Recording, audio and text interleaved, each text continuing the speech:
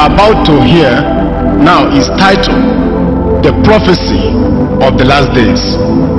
Let us go into the Bible.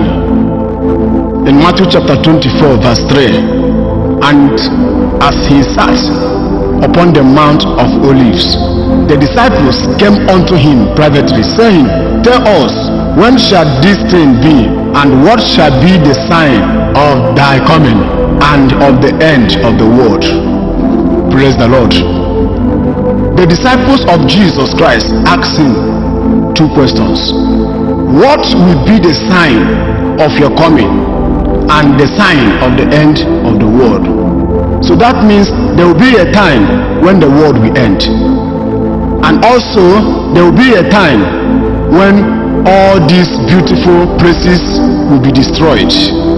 There will be a time when all these beautiful kingdoms, cities all over the world will vanish, because Bible says in the book of Mark about when the stars will be falling on the earth. Praise the Lord.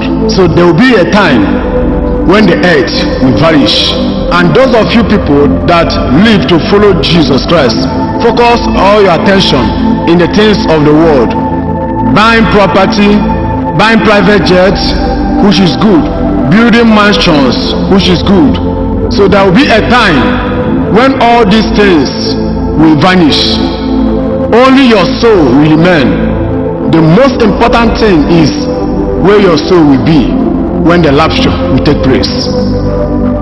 Bible says, seek you first the kingdom of God, and other things will be added unto you. Jesus said in the book of Matthew chapter 24 verse 7, For nation shall rise against nation, and kingdom against kingdom, and there shall be famines and pestilence and earthquake in diverse places. I know you have seen what is going on all over the world, how nation against nation, trouble everywhere. Now listen to me. First time in the